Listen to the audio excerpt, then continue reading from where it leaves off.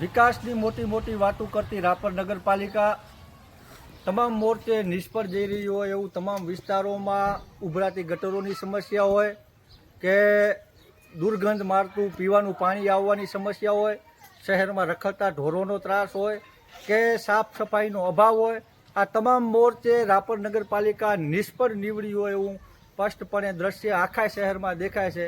અને આજે હું આવ્યો છું વોર્ડ નંબર 6ના તકિયાવાસમાં.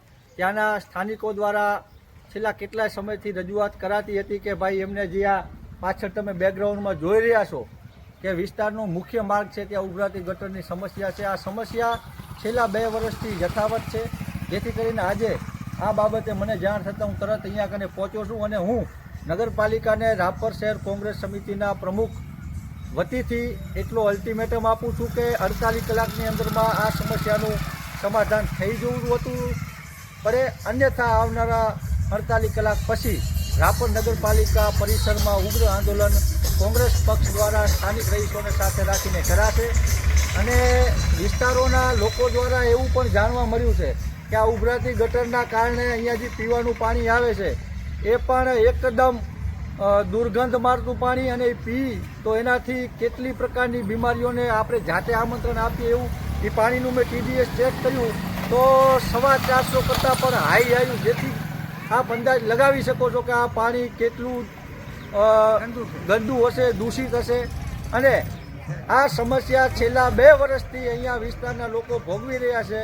નગરપાલિકાના ચૂંટાયેલા પ્રતિનિધિઓ ચૂંટણી જીત્યા બાદ તરત મુંબઈની ટિકિટ કપાવીને ભાગી ગયા છે. હજી સુધી આ વિસ્તારની મુલાકાત લીધેલ નથી, જેથી આ વિસ્તારના પ્રતિનિધિઓ નમાલા સાબિત થઈ ગયા છે.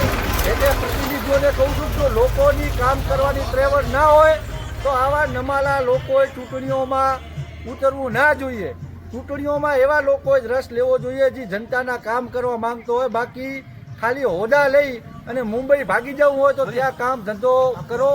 ખોટી તમારા લીધે આખા ગામની આ દુર્દશા સર્જાય છે, એ ના સર્જાય.